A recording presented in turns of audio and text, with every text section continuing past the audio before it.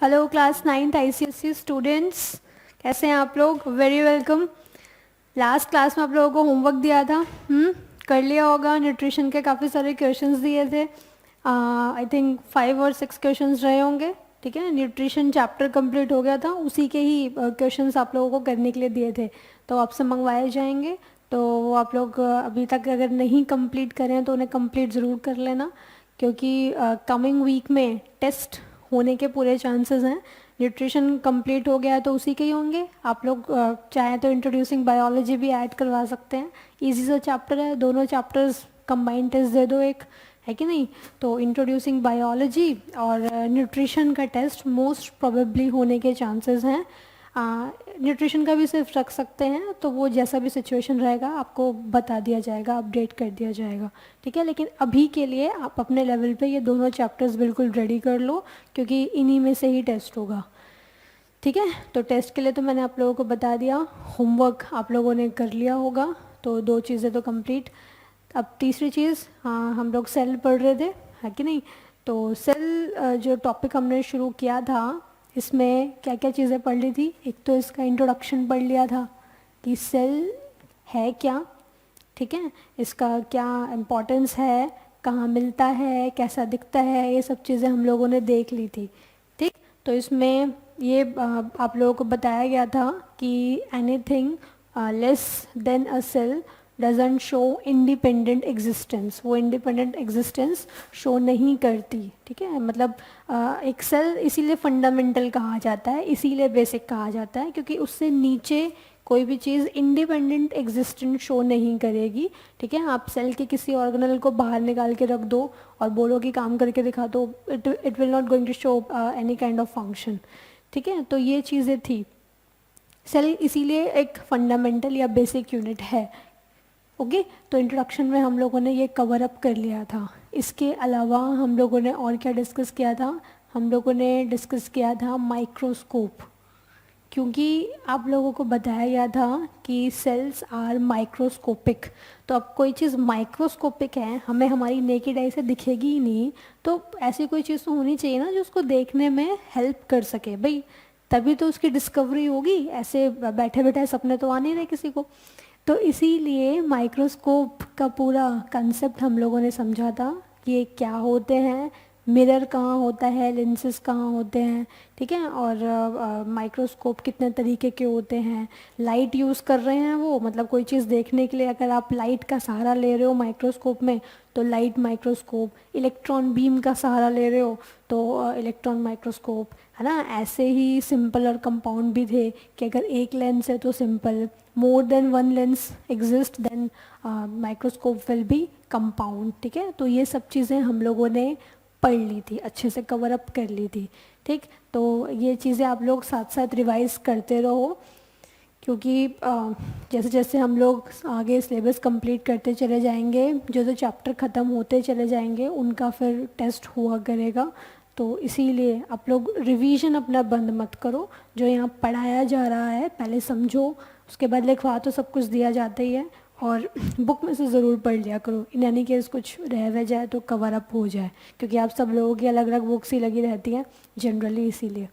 तो इंट्रोडक्शन और माइक्रोस्कोप ये चीज़ें हम लोगों ने कवर अप कर ली थी। आज हम बात करेंगे हिस्ट्री की। ठीक है, थोड़ा हिस्ट्री देख लेते हैं। ये हिस्ट्री पीछा नहीं छोड़ेगी और छोड़ना भी नहीं चाहिए, क्योंकि आपको कोई भी चीज़ अगर जाननी है तो उसका पीछे का इतिहास जानना बहुत ज़रूरी होता है कि आई कहाँ से, क्या उसका ओरिजिन रहा। तो इसलिए हिस्ट्री पढ़नी बहुत ज़रूरी हो जाती है। तो अब आप लोग नेक्स्ट हेडिंग बनाओ। माइक्रोस्कोप तो आप लोग ख़त्म कर चुके थे, अगली हेडिंग बनाइए हिस्ट्री या हिस्टोरिकल पर्सपेक्टिव।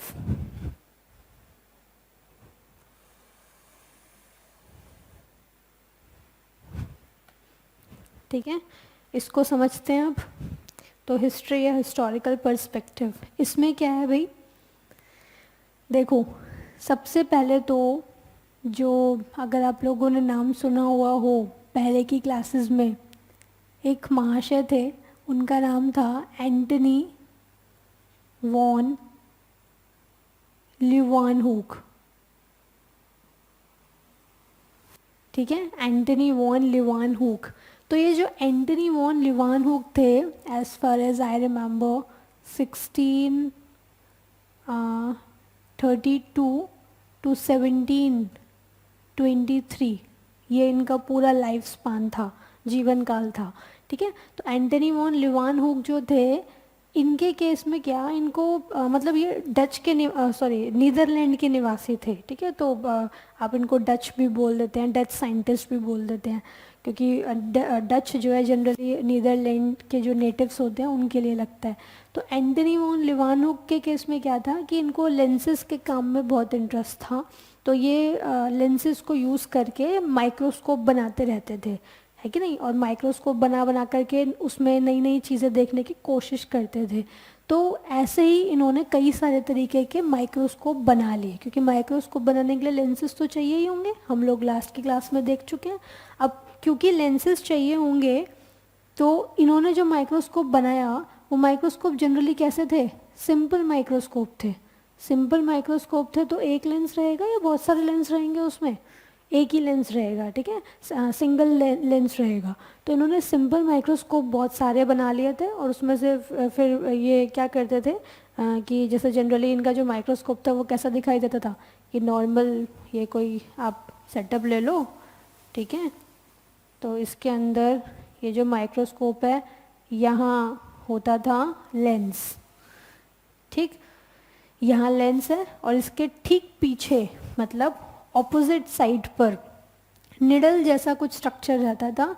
उस निडल जैसे स्ट्रक्चर पर आपको जो भी सामान देखना है, सपोज आपको वाटर ड्रॉपलेट में माइक्रोब्स देखने हैं, है ना, आपको ब्लड के अंदर कुछ देखना है, मतलब कुछ भी इस तरीके से आपको जो देखना होता था वो इस निडल लाइक स्ट्रक्चर के ऊपर रख दिया जाता था, और फिर इस लेंस की मदद से आप उसको देख पाते थे, ठीक है। तो ऐसा करके उन्होंने, उनका कुछ सेटअप था, माइक्रोस्कोप था, एक ही लेंस लगा हुआ था, इसलिए सिंपल माइक्रोस्कोप, लेंस था बाई कॉन्वेक्स, ओके। तो ये जो लेंस था, इसके ठीक पीछे निडल आप लोगों को बताई, और इस लेंस के ज़रिए वो देखा करते थे जो भी सामान उनको देखना होता था। तो एंटनी वॉन लिवानहुक ने सिंपल माइक्रोस्कोप की पूरा उन्होंने एक शॉप सी तैयार कर रखी थी, बहुत सारे माइक्रोस्कोप्स थे उनके पास। इसके बाद नेक्स्ट जो आए वो थे रॉबर्ट हुक। एंटनी वॉन लिवानहुक, अभी कुछ भी नहीं लिखना है, सब लिखवाया जाएगा, पहले समझ लो। दूसरे थे रॉबर्ट हुक। तो जो रॉबर्ट हुक थे, इनके केस में क्या था, 1665 में, भाई इनका भी कुछ लाइफ स्पान इन्हीं के आसपास ही है, इनका 1632 है, इनका आई थिंक 1635 से लेकर के 1705 के अराउंड कुछ होगा, एग्जैक्टली जो भी है, आप लोगों की बुक वगैरह में मेंशन कर रखा होगा। तो ये जो रॉबर्ट हुक थे, इनके केस में क्या था कि 1665 में इन्होंने सबसे पहले सेल जैसी कोई चीज़ बताई, ठीक है। कैसे बताई, इनके पास कंपाउंड माइक्रोस्कोप था, मतलब कि इन्होंने तो सिंपल माइक्रोस्कोप रेडी कर रखे थे, रॉबर्ट हुक ने कंपाउंड माइक्रोस्कोप रेडी कर रखा था। कंपाउंड माइक्रोस्कोप यानी कि अगेन उसमें मोर देन वन लेंस रहा होगा, इसीलिए कंपाउंड माइक्रोस्कोप नाम दिया गया। जो आज की डेट में आप लोग अपने स्कूल्स वगैरह में माइक्रोस्कोप देखते हो, वो माइक्रोस्कोप कंपाउंड है, और उसका जो डिज़ाइन है या कंसेप्ट है वो एक्चुअल में रॉबर्ट हुक के माइक्रोस्कोप से ही लिया गया है। यानी कि जो आज के कंपाउंड माइक्रोस्कोप से, उसका पूरा आइडिया ही वहीं से लिया गया है, क्योंकि लिवानहुक ने तो सिंपल माइक्रोस्कोप बताया, और सिंगल माइक्रोस्कोप का जो मैग्नीफिकेशन था, मैग्नीफिकेशन कितना बताया था आपको, हंड्रेड्स में बताया था, थाउजेंड्स में बताया था, हंड्रेड्स में बताया था, और थाउजेंड्स में किसका था, कंपाउंड माइक्रोस्कोप का, ये ज़्यादा जूम करेगा। और फिर उससे भी ज़्यादा लैक्स में किसका जा रहा था, इलेक्ट्रॉन माइक्रोस्कोप का। तो जो रॉबर्ट हुक थे, उन्होंने 1665 के अराउंड सबसे पहले कंपाउंड, अपने खुद के डिज़ाइन करे हुए कंपाउंड माइक्रोस्कोप के ज़रिए सेल को देखा। कैसे देखा, पूरी स्टोरी आप लोग क्लास 8 में पढ़कर आ चुके हैं। क्या स्टोरी थी कि उनको क्या मिला था, एक बार्क का एक पीस मिला था। बार्क समझते हो ना, जो प्लांट का आउटर पार्ट रहता है, ट्री में ये ट्रंक है, ट्रंक का जो आउटर पार्ट, वुडी सा जो पार्ट रहता है, उसे बार्क बोलते हैं। तो ये जो बार्क का एक पीस उनको मिला, उस बार्क के टुकड़े को उन्होंने माइक्रोस्कोप में, अपने खुद के डिज़ाइन करे माइक्रोस्कोप में देखने की कोशिश करी। ठीक है, तो उसके अंदर एक टिश्यू था, बार्क के अंदर कॉर्क टिश्यू। बार्क के अंदर एक टिश्यू होता है भाई, पूरी प्लांट बॉडी सेल से मिलके बनी है ना, और सेल से टिश्यूज बनते हैं, है कि नहीं। तो बार्क एक प्लांट का पार्ट है, तो उसमें भी क्या होंगे, सेल्स होंगे। सेल्स होंगे तो टिश्यू भी बनेंगे। जैसे हमारी बॉडी में हैंड है सपोज, तो हैंड में सेल्स होंगे ना, और सेल्स से क्या बनेंगे, फिर टिश्यू बन जाएंगे, है कि नहीं। 7th क्लास में, 8th क्लास में, ये सब छोटी क्लासेस में पढ़कर आए हो आप लोग।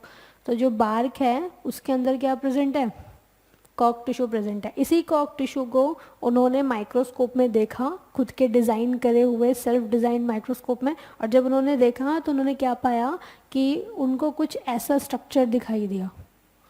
ठीक है, कुछ हेक्सागन रिंग्स दिखाई दी। तो ये जो हेक्सागन रिंग्स दिखाई दी, इन्होंने कहा कि ये जो स्ट्रक्चर है ये तो बिल्कुल हनी कॉम्ब की तरह दिखाई देता है। Honey comb, mind the word, ये बी हाइव नहीं है।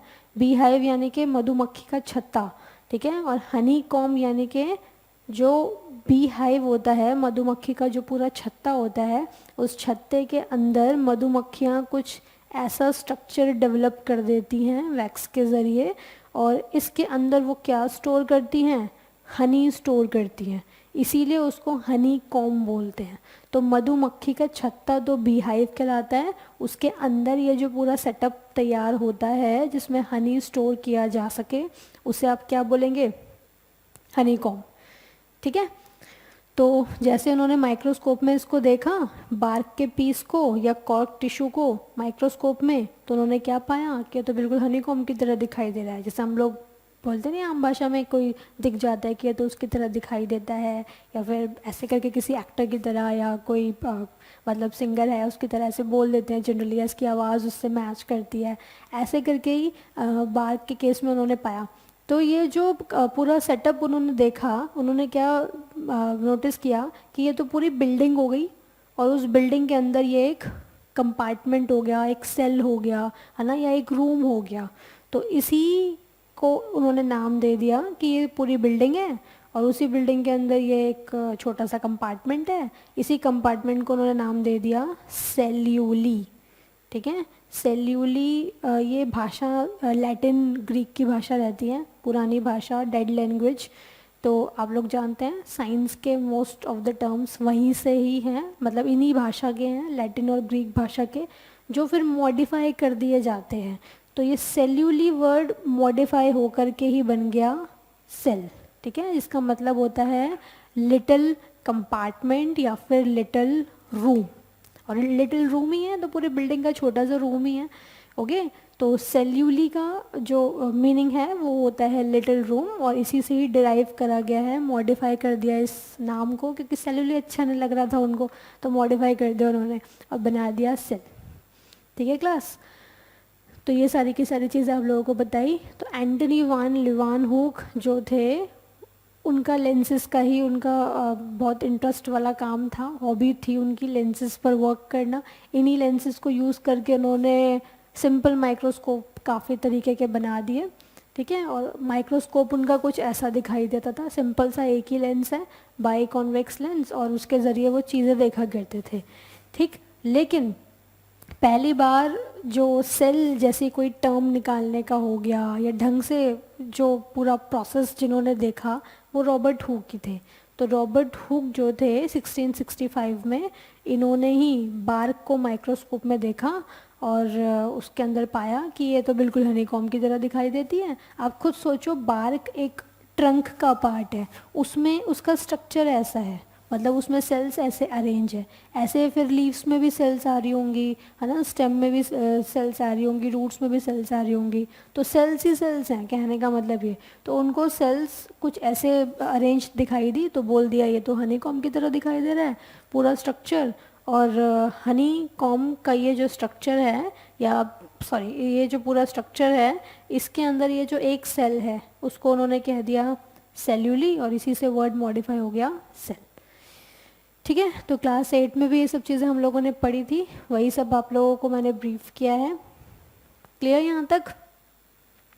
चलो, अब एक बात और, रॉबर्ट हुक का तो आपको समझ में आया 1665 में। तो इन्होंने डेड सेल देखी या लाइव सेल देखी, पहले तो यही बताओ। मतलब ये जो सेल्स इन्होंने देखी बाघ की, ये डेड थी या लाइव थी, जिंदा थी या मरी हुई थी? ये डेड सेल्स थी। तो इसीलिए रॉबर्ट हुक ने डेड सेल देखी। डेड सेल क्या होती है अभी आपको बता दी जाएगी, ठीक है। तो इन्होंने डेड सेल देखी थी। और जो एंटनी वॉन लीवान हुक थे, इन्होंने 1676 में, उन्होंने 1665 में, इन्होंने 1676 में क्या देखा था? लाइव सेल्स देखी थी। लाइव सेल्स मतलब जिंदा सेल्स देखी थी, ठीक है। पानी के ड्रॉपलेट के अंदर इन्होंने प्रोटोजोआ देख लिया, अमीबा देख लिया, है ना। ऐसे इन्होंने ब्लड के अंदर आरबीसीज देखे, स्पर्म देखे, ऐसे काफ़ी लाइव सेल्स इन्होंने देखी थी। तो 1676 मतलब इनके बाद ही देखी थी, बैक्टीरिया देखा था।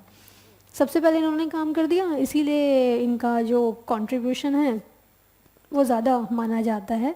ऐसा नहीं है कि ये बिल्कुल ही इन्हें आप इग्नोर कर दें, इनका भी अपना एक इम्पोर्टेंस है, बट क्योंकि वही सबसे पहले जो बता देता है वो उसका एक अलग ही इम्पैक्ट रहता है। तो ये सारी की सारी चीज़ें आप लोगों को बता दी गई, Antony van Leeuwenhoek, Robert Hooke, ठीक है। इसके अलावा फिर टाइम आगे बढ़ता गया, जब माइक्रोस्कोप जैसी चीज़ और डेवलप होती चली जाएगी, इम्प्रूव होती चली जाएगी, हमें ये तो पता चल गया कि चलो ठीक है, सेल जैसी कोई चीज़ है, सेल क्या होती है ये एक आइडिया लग गया। फिर लाइव सेल्स भी देखने को मिल गई, टाइम और आगे बढ़ा, फिर और दूसरे साइंटिस्ट आए, ठीक है। तो ऐसे ही कुछ साइंटिस्ट आए 1838 1839 में। अभी सिर्फ आप लोग समझ लो, ये सब आप लोगों को लिखवा दिया जाएगा, ठीक है, इसलिए पहले क्लैरिटी आनी ज़रूरी है। तो 1838 में 1839 में क्या हुआ कि कुछ लोग, मतलब कि मैं यहाँ पे नाम बता ही देती हूँ। 1838 में थे स्क्लिडन, मटियास स्क्लिडन इनका पूरा नाम था। और 1839 में थियोडोर शॉन, ठीक है। तो ये जो साइंटिस्ट थे ये बॉटनिस्ट थे और ये जोलॉजिस्ट थे।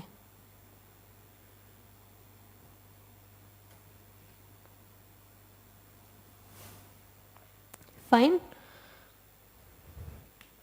तो स्क्लिडन और शॉन के केस में क्या था कि 1838 में इन्होंने क्योंकि बॉटनिस्ट थे तो प्लांट्स पर ही ज़्यादा अपना इंटरेस्ट दिखाएंगे, उसी पर रिसर्च करेंगे। इन्होंने क्या बोला, इन्होंने बोला कि दुनिया के जितने भी प्लांट्स हैं सारे के सारे सब किससे मिलके बने हुए हैं, मतलब वो प्लांट बॉडी किसकी बनी हुई है? सेल्स की बनी हुई है, ठीक है। सारी की सारी प्लांट बॉडी सेल की बनी हुई है। सपोज ये कोई प्लांट है और इस प्लांट में रूट्स में भी सेल्स हैं, है ना, स्टेम में भी सेल्स हैं, लीव्स जो आ रही हैं उनमें भी सेल्स हैं, मतलब सेल्स ही सेल्स हैं जिन्होंने पूरी प्लांट बॉडी को बना दिया। ऐसी बात इन्होंने बोली। ऐसे ही थियोडोर शॉन ने, जो कि एक जोलॉजिस्ट थे, उन्होंने भी यही बात बोल दी, क्योंकि जोलॉजिस्ट थे तो इनका इंटरेस्ट एनिमल्स में होगा। तो उन्होंने एनिमल्स पर पूरी रिसर्च करके बोल दिया एनिमल्स का भी कुछ ऐसा ही है, एनिमल बॉडी भी सेल से ही मिलके बनी है, ठीक है। आप उनके डिफरेंट पार्ट्स ले लो, सपोज आप उनका हेड ले लो, आप उनकी आइज़ ले लो, उनके हाथ ले लो, पैर ले लो, कोई भी बॉडी पार्ट उठा के देख लो, सब में सेल्स ही हैं, है कि नहीं। तो all animal body is made up of cell. ये बात भी इन्होंने प्रपोज कर दी, कब? 1839 में।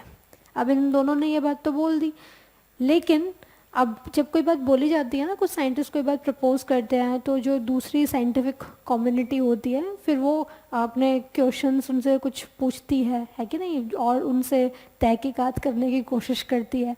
तो इनसे पूछा गया कि आप ये बोल तो रहे हो कि ये सब सेल से मिलकर के बने हैं, लेकिन इतनी सारी सेल्स आ कहाँ से रही हैं, ठीक है, इन्हें कौन प्रोड्यूस कर रहा है, ये कभी ख़त्म नहीं होगी क्या, ये हमेशा ही रहेंगी, ठीक है, या इनके प्लेस पर कोई आएगा या नहीं, दूसरी सेल्स आएंगी या नहीं, है ये यही लाइफ टाइम रहेंगी, ठीक है। तो इनसे ऐसे कई तरीके के क्वेश्चंस पूछे गए, तो उसका आंसर ये लोग नहीं ढंग से बता पाए, इतनी भी रिसर्च नहीं करी थी, ठीक है। तो हुआ क्या, 1855 के अराउंड, 1855 के अराउंड एक और साइंटिस्ट थे, उनका नाम था रुडोल्फ वर्गो।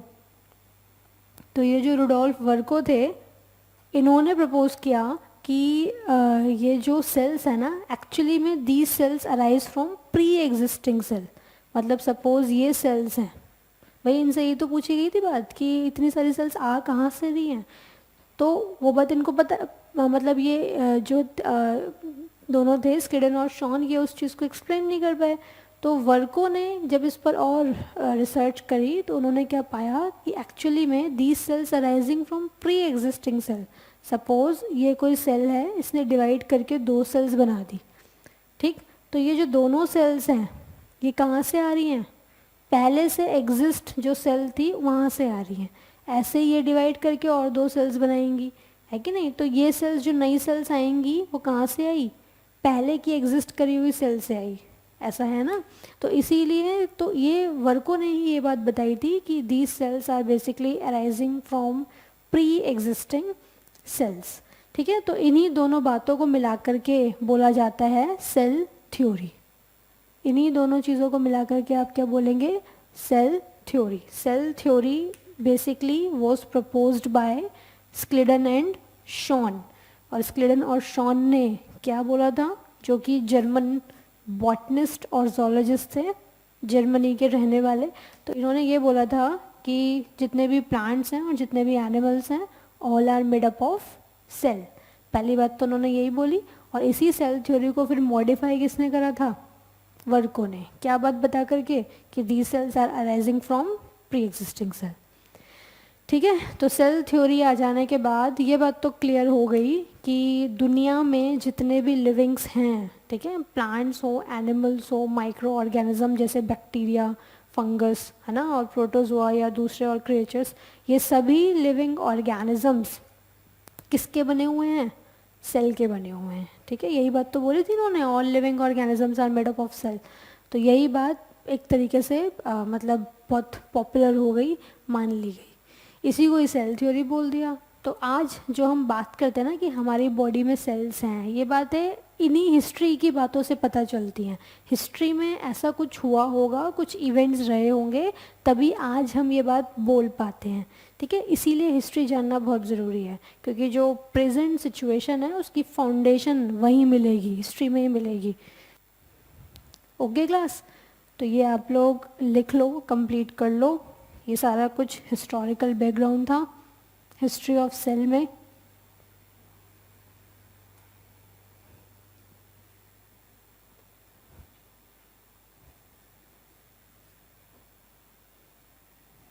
इस वीक आप लोगों की एक क्लास और है, तो काफ़ी कंप्लीट हो जाएगा,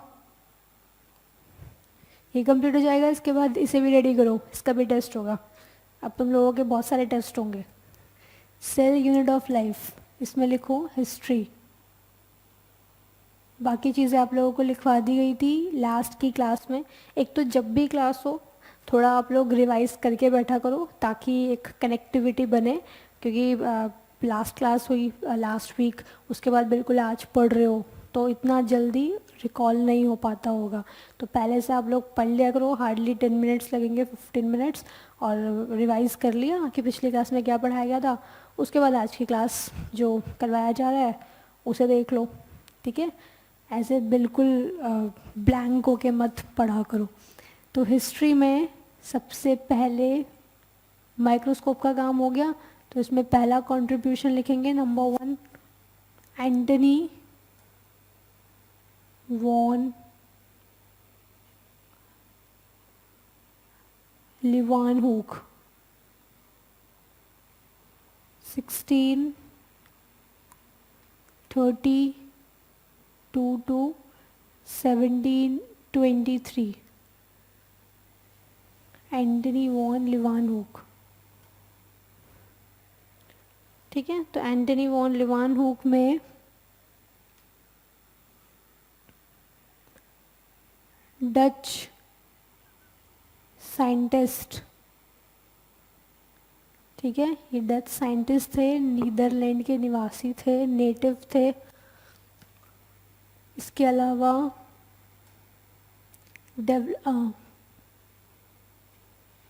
Dutch scientist who developed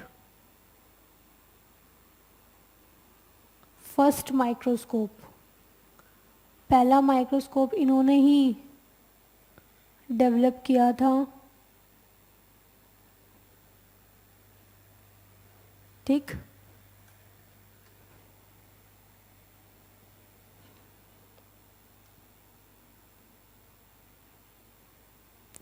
he had interest in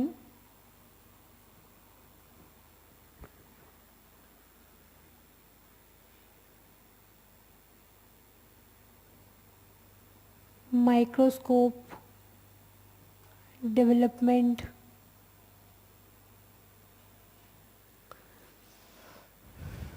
by using lenses. He formed, ये अंडरलाइन ज़रूर कर लिया करो भाई जहाँ जहाँ करवाई जाती है। He had interest in microscope development by using lenses. He formed simple, या he formed a number of, बहुत सारे बनाए थे ना, a number of simple microscopes, a number of simple microscopes. Lens कौन सा था? सिंगल लेंस होता है इनमें, ये बात तो क्लियर है। बाई कॉन्वेक्स, फिजिक्स में पढ़ते होंगे आप लोग, कॉन्वेक्स कॉन्केव लेंस मिरर, ठीक है, तो बाई कॉन्वेक्स लेंस। तो ये इन्होंने माइक्रोस्कोप तो बना दिया, ठीक है, क्योंकि बिना माइक्रोस्कोप के पॉसिबल नहीं है सेल को देखना, तो इसलिए माइक्रोस्कोप की बात पहले ही कर ली गई। ठीक है भाई क्लास, एंटनी वॉन लीवानहुक। इसके बाद नंबर 2, इनका माइक्रोस्कोप बनाना चाहते हैं आप लोग तो बना लेना, ऐसे ज़रूरत है नहीं। ये लेंस था, ये कुछ सेटअप, ये screw,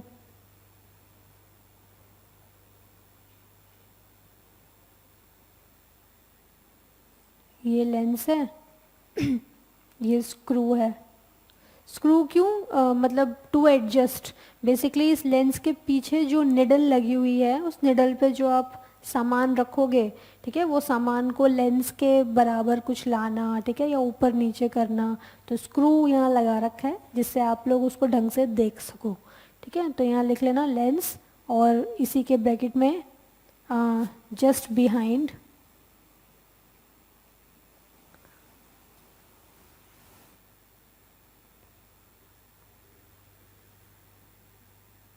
needle like structure present to view, needle like structure present to view what? To view या to keep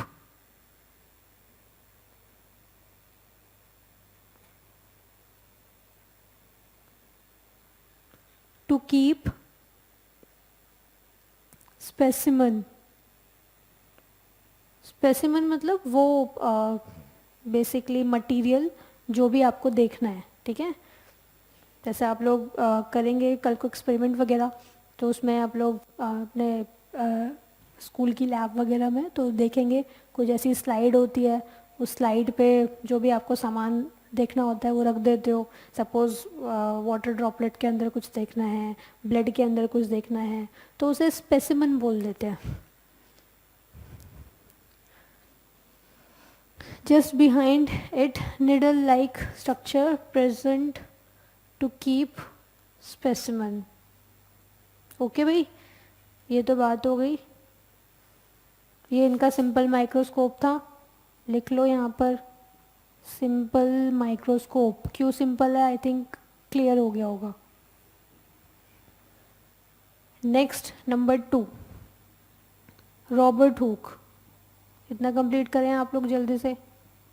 रॉबर्ट हुक,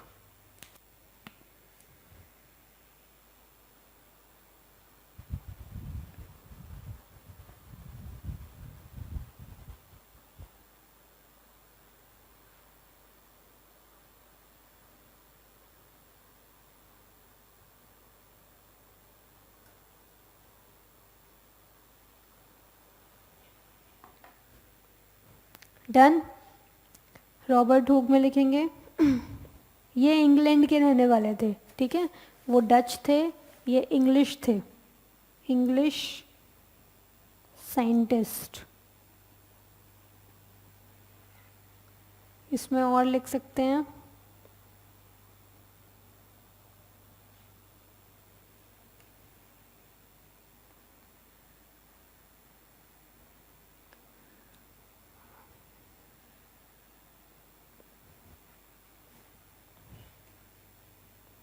इन्होंने क्या किया था भाई, ही ऑब्जर्व्ड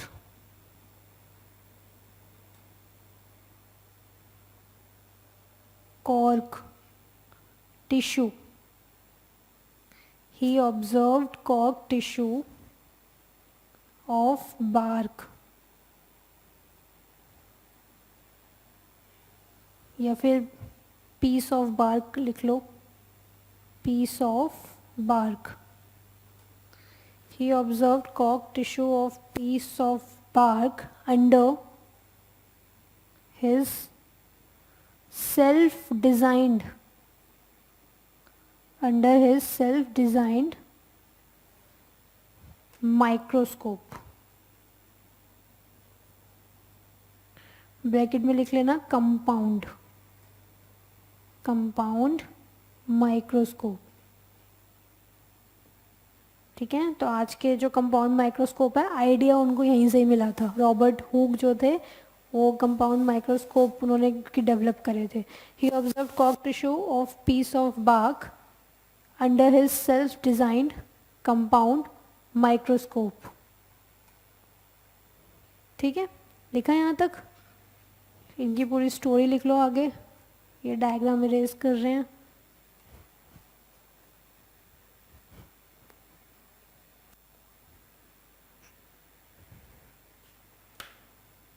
हाँ जी, इसमें लिखो, यहाँ लिखा जा रहा है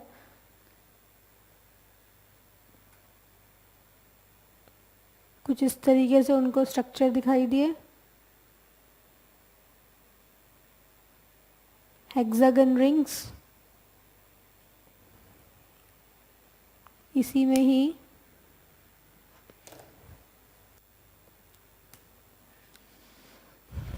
उन्होंने एक स्ट्रक्चर को क्या बोल दिया,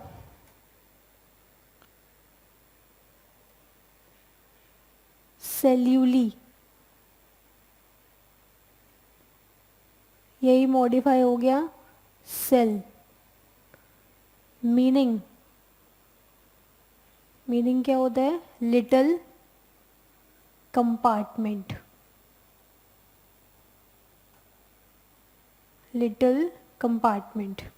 ठीक है। इसी की डिस्क्रिप्शन आप लोग आगे लिख लो।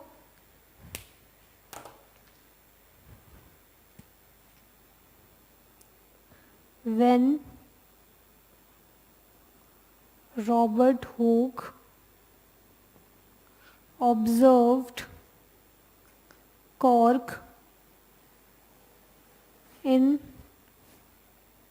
under his microscope,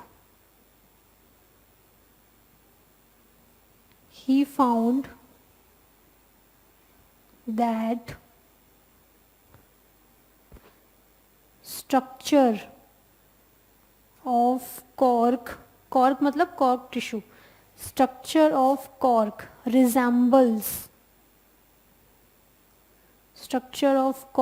resembles with, किससे मैच कर रहा था, resemble मतलब मैच, किससे मैच कर रहा था, हनी कॉम्ब,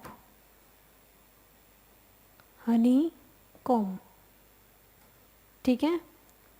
इसी में फिर आगे लिखेंगे, he called each compartment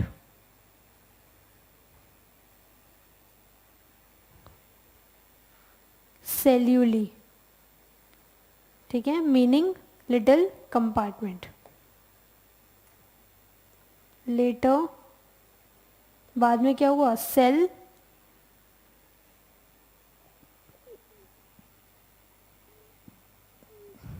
later celluli modified modified into cell. ठीक है भाई क्लास, इतना नोट करो जल्दी।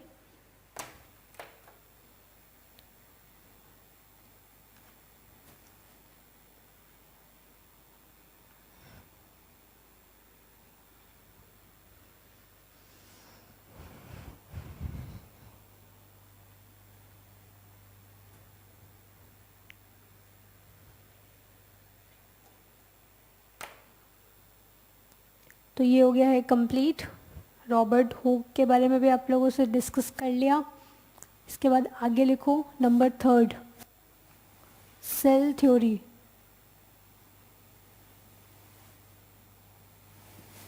Cell theory. अच्छा, यहाँ एक कंक्लूडिंग लाइन ज़रूर लिख लेना। सॉरी, सेल थ्योरी से पहले आप लोग वो लिख ही लो क्योंकि इम्पॉर्टेंट है। Robert Hooke observed dead sales. ठीक है, उसने डेड सेल्स देखी थी। कॉर्क की जो सेल्स होती हैं वो सब डेड होती हैं। Robert Hooke observed dead cells. Dead cells क्या होती हैं? Which are devoid of protoplasm, जिनमें प्रोटोप्लाज्म नहीं होता। ये प्रोटोप्लाज्म क्या होता है अभी आके डिस्कस करेंगे। ठीक, इसी में ही फिर आगे इन 1676 ल्यूवान हुक, इन 1676 ल्यूवान हुक, उन्होंने क्या करा? Observed live sales.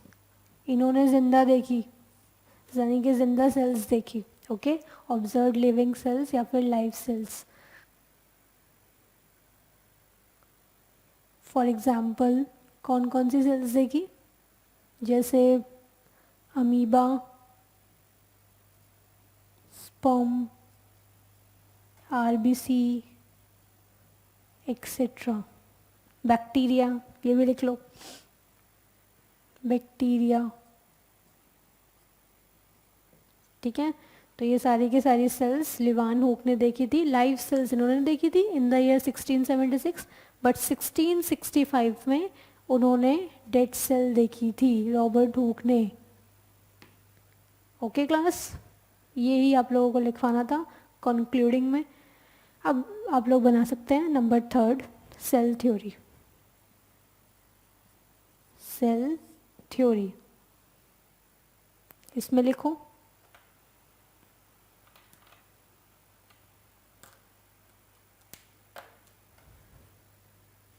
1838 German botanist. उन जर्मन बॉटनिस्ट का नाम क्या था? मटियास क्लीडन।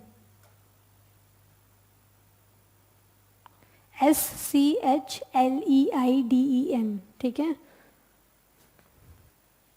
बॉटनिस्ट है ये क्लीडन।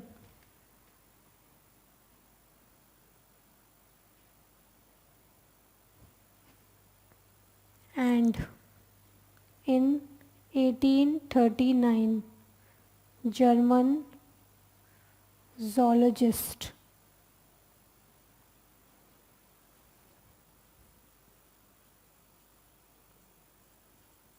शॉन। ठीक है, SHSCHWANN शॉन।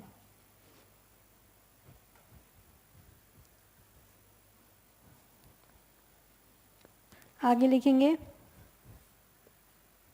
proposed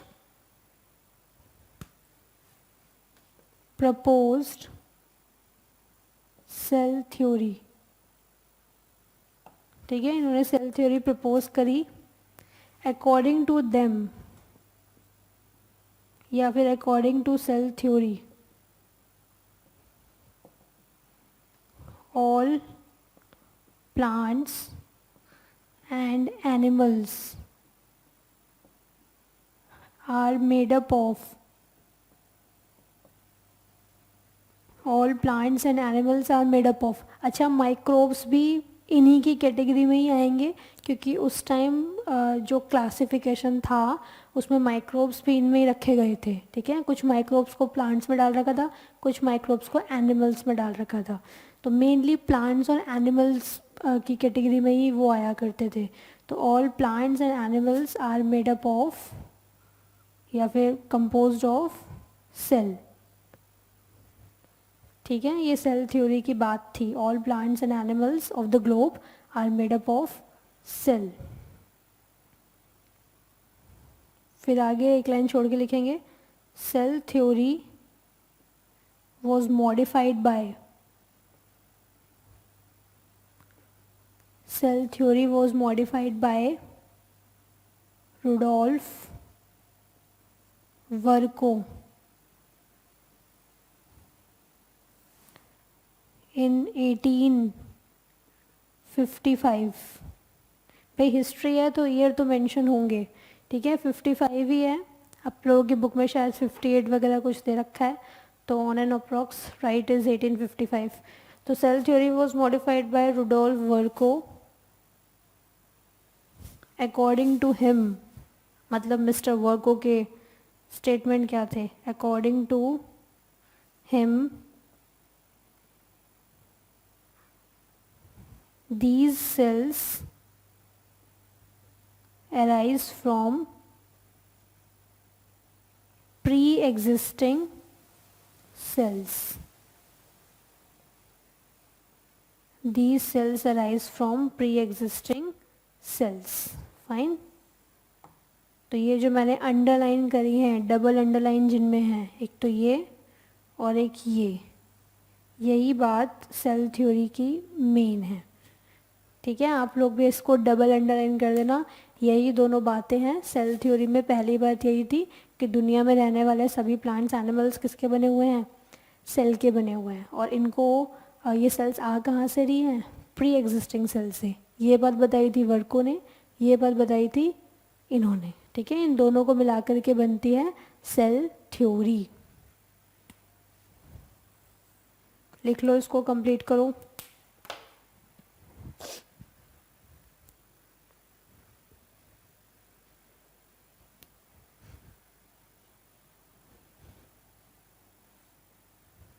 कंप्लीट करो भाई.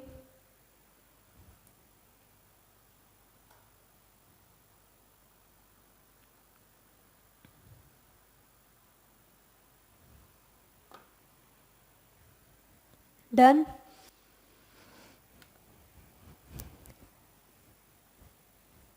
तो हिस्ट्री में सबसे पहले ल्यूवान हुक, देन रॉबर्ट हुक. ठीक है, लेकिन डेड सेल सबसे पहले देखी रॉबर्ट हुक ने, लाइव सेल देखी ल्यूवान हुक ने, उसके बाद सेल थ्योरी. ठीक है, 1838 1839. और आप लोग एक दो बातें लिखना चाहें लिख लो, अलग से ही पॉइंट बना लेना इसका नंबर 4 करके. न्यूक्लियस की डिस्कवरी जो थी वॉज फर्स्ट डिस्कवर्ड बाय. यहाँ न्यूक्लियस यानी कि सेल के न्यूक्लियस की बात हो रही है, कहीं आप एटम का न्यूक्लियस समझे. Was first discovered by Robert brown. Robert brown. ठीक है, वो रॉबर्ट हुक थे, ये रॉबर्ट ब्राउन है. और नंबर 5 प्रोटोप्लाज्म. प्रोटोप्लाज्म टर्म, ये टर्म जो थी protoplasm was coined by. Coined का मतलब होता है नामकरण करना. ठीक है, नाम देना, naming. Protoplasm term was coined by परकिंजे. PURKINJE. ठीक है, परकिंजे. ठीक, तो ये हो गया है कंप्लीट. आप लोगों को समरी लिखनी हो डब्बे में तो लिख लेना, एक तरीके से याद रहेगी. सबसे पहले रॉबर्ट हुक 1665 डेड सेल, ठीक है। उसके बाद लिवान हुक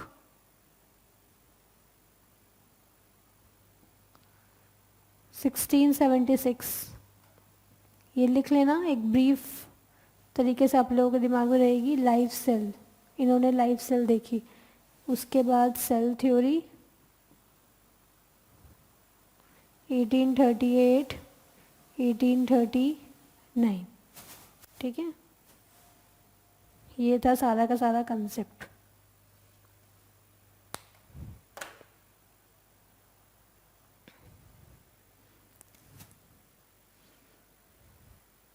आगे बढ़ते हैं। इसके बाद नेक्स्ट अगली हेडिंग बनाएंगे, हिस्टोरिकल बैकग्राउंड सारा कंप्लीट हो गया, ठीक है। तो हमें समझ में आ गया कि आज जो हम ये बात जानते हैं कि दुनिया के सभी क्रिएचर्स सेल के बने हैं, ये बात पता कैसे चली, ठीक है। कैसे पता चली वो सब आप लोगों को बता दिया गया है। अब आगे जो हम बात करते हैं दैट इज, अगली हेडिंग बनाओ, types of organisms. Types of organisms, fine. तो ऑर्गेनिजम्स दो तरीके के, यूनिसेल्युलर एंड मल्टीसेल्युलर, ठीक है भाई class. Unicellular and multicellular. Unicellular organisms वो organism, uni means single and multi means many, okay. तो वो ऑर्गेनिज्म जिनमें एक ही सेल प्रेजेंट है, उन ऑर्गेनिजम्स को आपने क्या बोल दिया, यूनिसेल्युलर ऑर्गेनिज्म। जैसे फॉर एग्जांपल अमीबा, तो अमीबा के केस में आप लोग क्या देखते हो, एक ही सेल है, तो इसीलिए आपने इसको बोल दिया यूनिसेल्युलर ऑर्गेनिज्म। और मल्टी मीन्स मैनी, तो यहाँ पर बहुत सारी सेल्स आएंगी, यानी कि कई सारी सेल्स जो हैं वो एक ऑर्गेनिज्म में प्रेजेंट होंगी, तो उसको बोल दिया मल्टी, ठीक है। तो अब इन दोनों तरीके के ऑर्गेनिजम्स में मल्टी टैलेंटेड कौन होगा। मल्टी टैलेंटेड मतलब एक ही सेल सारे फंक्शन जहाँ कर सके। मतलब अब जैसे यूनिसेल्युलर ऑर्गेनिज्म है, तो इनके केस में क्या है कि यहाँ एक ही सेल सारे फंक्शन परफॉर्म करती है। इनसे आप डाइजेशन करवा लो, इससे आप रेस्पिरेशन करा लो, एक्सक्रीशन करा लो, ठीक है। इसके अंदर कोई सामान पहुँचवाना है वो करवा लो, मतलब कुछ भी आप इससे काम करा लो, ये एक सेल सारे काम कर देगी, ठीक है। रिप्रोडक्शन भी यही कर लेगी। लेकिन मल्टी सेलुलर के केस में ऐसा नहीं होता। यहाँ पर क्या है, यहाँ पर्टिकुलर डाइजेशन कोई और तरीके की सेल्स करेंगी, रेस्पिरेशन कोई और सेल्स करेंगी। भाई हमारी बॉडी में नहीं होता क्या, लंग्स जो हैं वो लंग्स का ही तो काम करेंगे, या किडनी का भी काम करना शुरू कर देंगे, हाँ, या ब्रेन का काम भी करना शुरू कर देंगे। ब्रेन का काम करने के लिए ब्रेन सेल्स हैं, है ना, किडनी का काम करने के लिए किडनी सेल्स हैं। सब अपने अपना काम कर रहे हैं, लेकिन सारे काम नहीं कर सकते, ठीक है। मल्टी टैलेंटेड वाली सिचुएशन नहीं है। मल्टी टैलेंटेड तो यही सेल्स हैं, दे आर मल्टी टास्कर्स, सारे काम कर सकते हैं। तो यूनिसेलुलर ऑर्गेनिज्म जो है, यहाँ पर आपको मल्टी टैलेंटेड लोग ये मिल जाएंगे। और हम लोग क्या हैं, मल्टी सेलुलर, तो हमारी बॉडी में मिलेगा division of labour. Division of labour यानी कि डिस्ट्रीब्यूशन ऑफ वर्क। भाई लेबर मीन्स वर्क और डिवीजन मतलब डिस्ट्रीब्यूशन, फाइन। यानी कि कार्य का बंटवारा हिंदी में बोल देते हैं। तो अभी आपको लोगों को बताया कि कुछ सेल्स जो हैं उनके ग्रुप ने डिसाइड कर लिया कि हम किडनी का फंक्शन परफॉर्म कर लेंगे, कुछ सेल्स ने डिसाइड कर लिया हम लिवर का काम कर लेंगे, है ना। ऐसे ही कुछ सेल्स ने मिलकर डिसाइड कर लिया हम ब्रेन का काम करेंगे।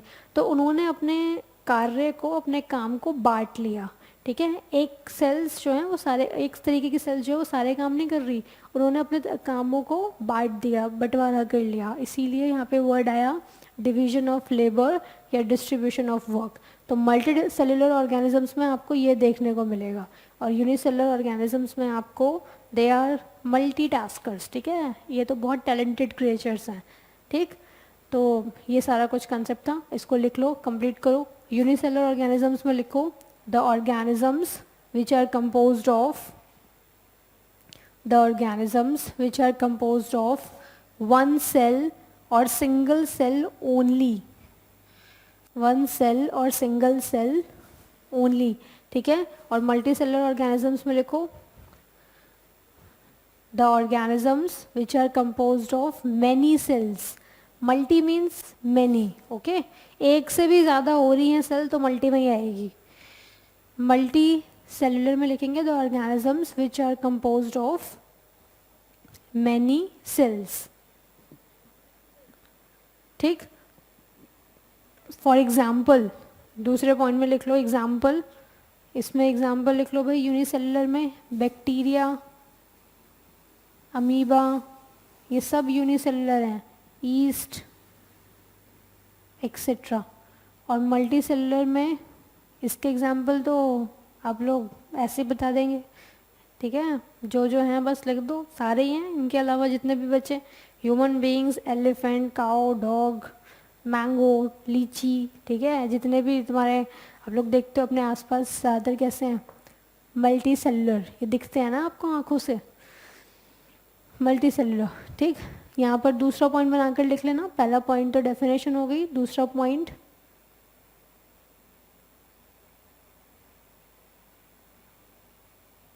Unicellular organism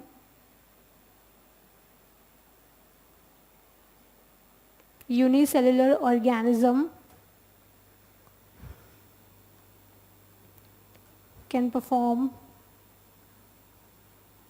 unicellular organism can perform various functions, that is one cell performs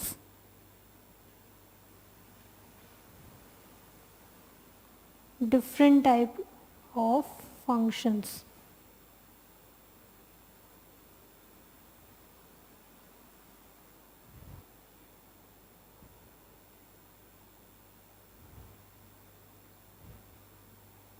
यहाँ लिख लेना ब्रैकेट में ताकि आप लोगों को याद रहे कि ये क्या बात कहना चाह रहा है, मल्टी टैलेंटेड, ठीक है।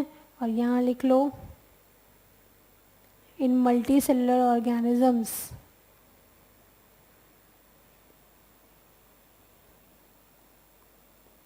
Division of labour, division of labour मतलब डिस्ट्रीब्यूशन ऑफ वर्क,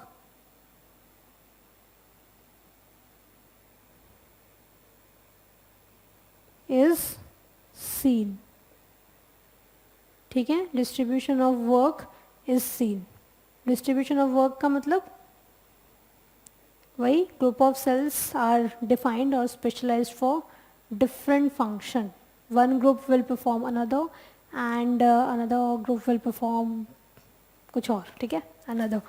ये हो गया है कंप्लीट, इसे लिख लो।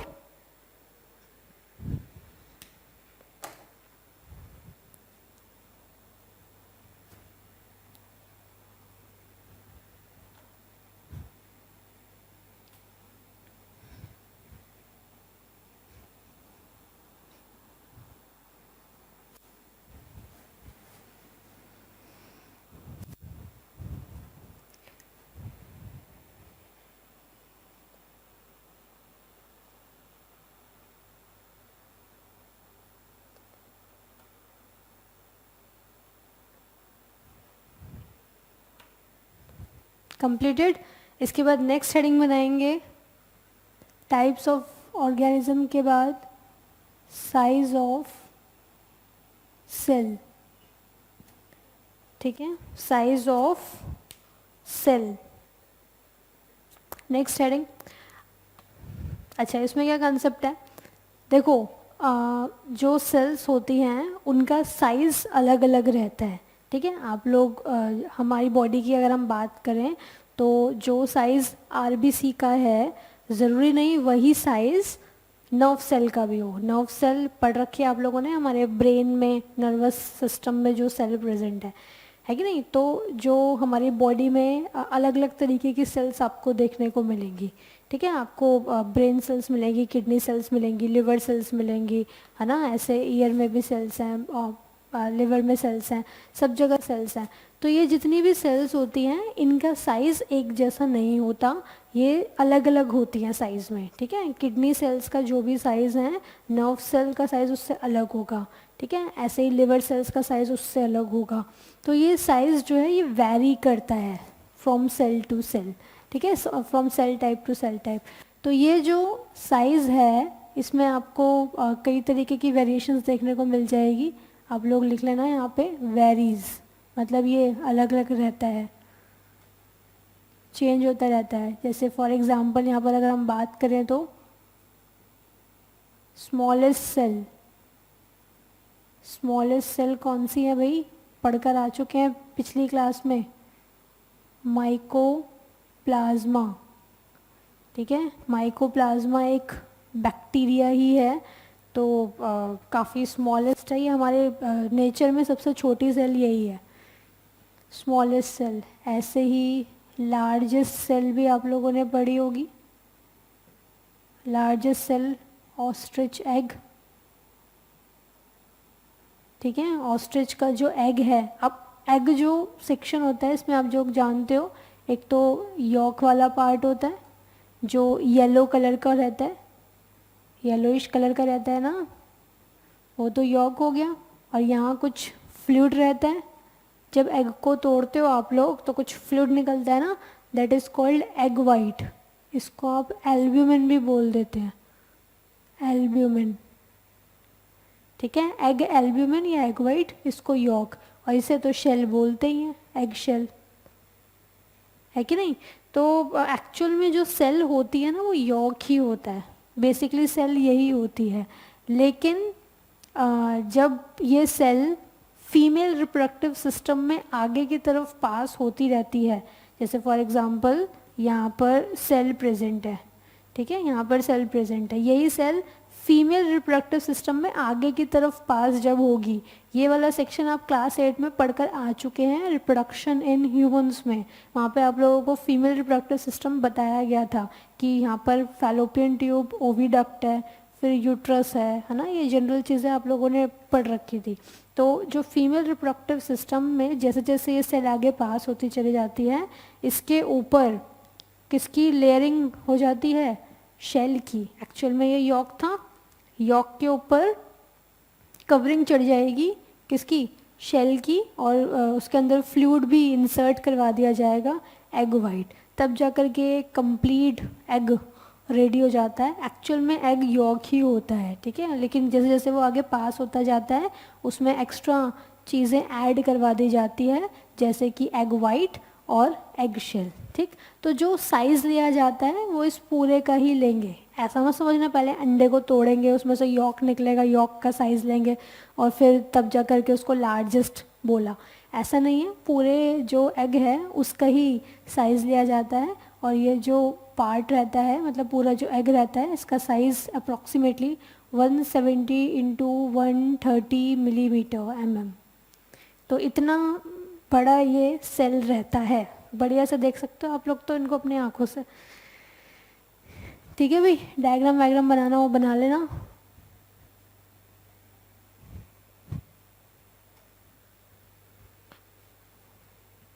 एग वाइट इज फ्लूइड,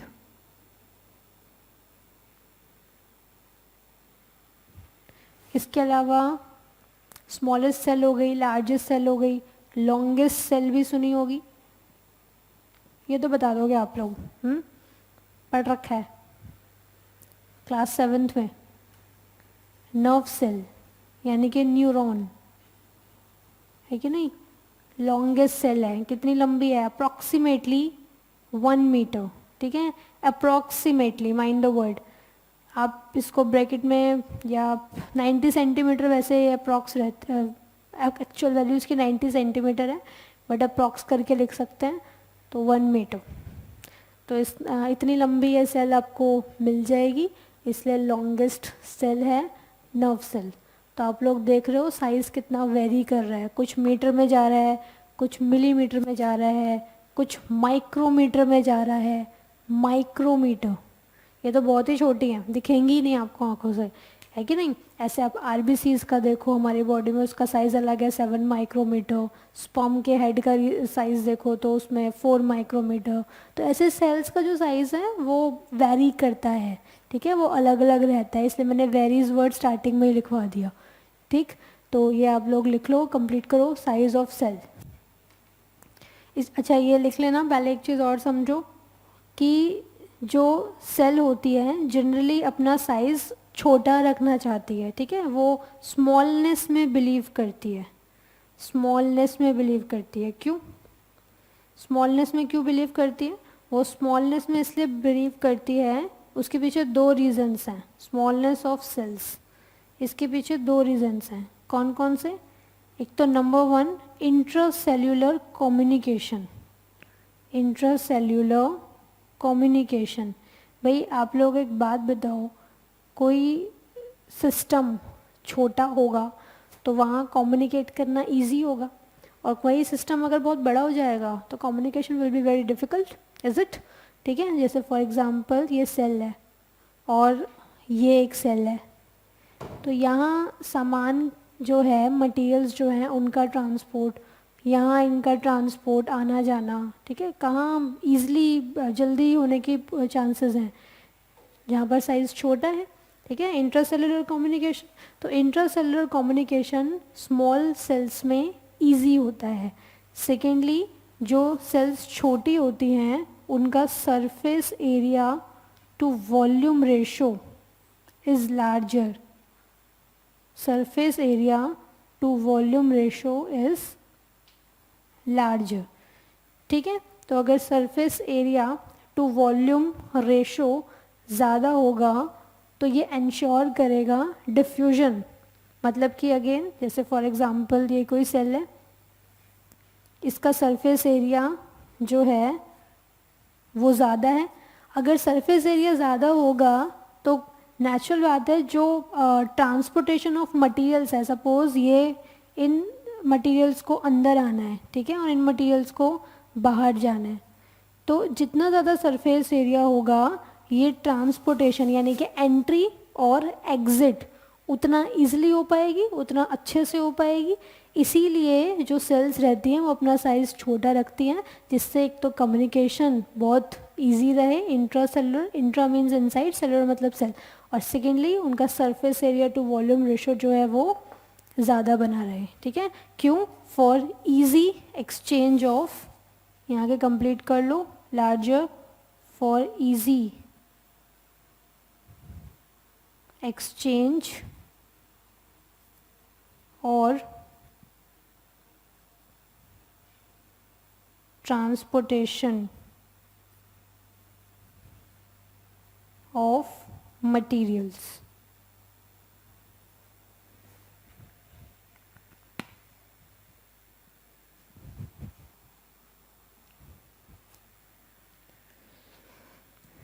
ठीक है, तो साइज ऑफ सेल में ये सब चीज़ें आप लोगों को बताई गई कि कितने तरीके की सेल्स जो हैं, जितनी भी सेल्स एग्जिस्ट करेंगी उन सबका साइज़ अलग अलग रहेगा, एक तरीके का साइज़ नहीं रहता। तो ये कुछ एग्जांपल्स बताएं। सेकेंडली कि सेल्स जो हैं वो स्मॉलनेस चाहती हैं, ठीक है, वो क्यों छोटे ही रहना चाहती हैं? Because of these reasons. एक तो intracellular communication becomes easy, easy या फिर क्विक ऐसे भी लिख सकते हैं, और दूसरा कि surface area to volume ratio is larger in small sized cells, ठीक है, जिसकी वजह से क्या होगा? फॉर इजी एक्सचेंज ऑफ या transportation of materials.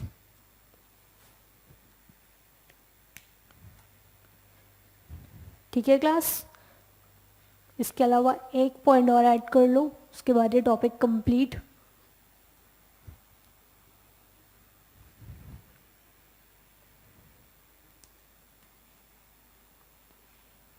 larger the organism,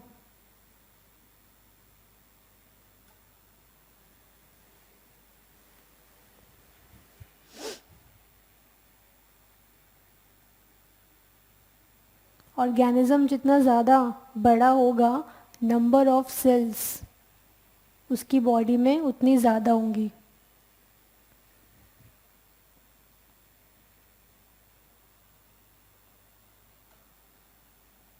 ठीक है, ये आप लोगों को पहले ही बता दिया गया था, ये और कंप्लीट कर लो।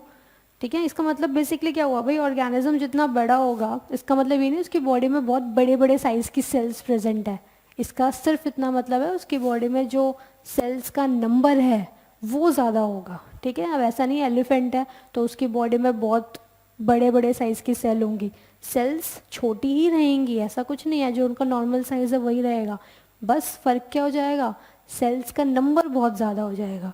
तो ऑर्गेनिज्म जितना ज़्यादा होता है, जितना ज़्यादा बड़ा होता है, ऐसा बिल्कुल ना समझे उसमें बड़े बड़े साइज़ की सेल्स होंगी, एक्चुअल में वहाँ पर नंबर ऑफ सेल्स ज़्यादा होती हैं। ठीक है, तो ये आप लोगों को यहाँ तक कंप्लीट करा दिया, साइज़ ऑफ सेल तक। इतना आप लोग ज़रूर पढ़ लें, रिवाइज कर लें, और जैसा कि मैंने आप लोगों को बता ही दिया कि ये टेस्ट होने के पूरे पूरे चांसेस हैं, तो उतना आप लोग कंप्लीट कर लेना, लास्ट के जो चैप्टर्स हो रखे हैं। ठीक, तो आज की क्लास में हम लोग इतना ही करते हैं। Revise well, thank you.